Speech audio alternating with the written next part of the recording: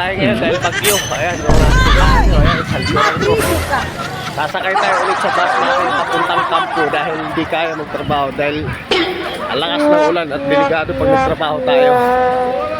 Kaya back to the room. Pero bayad pa rin tayo 8 oras. Okay lang. At least makapag-rest tayo. Ayan.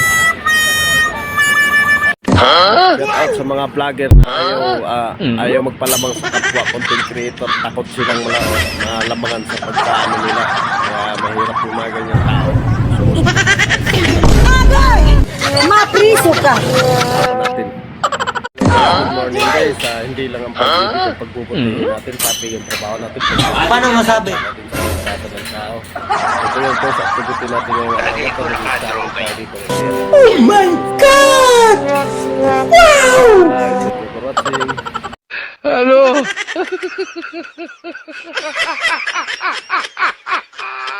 Wag. Wag. Wala ka ano! Wag. Hello! Huwag mong subukan. Masisira ang buhay. Hello guys. Araw na lunes ngayon kaya dito tayo ngayon nag-box meeting kung makikita nyo na marami ng tao. Minsan mo ito sa isang linggo, isang beses lang tayo nag-box meeting kaya ito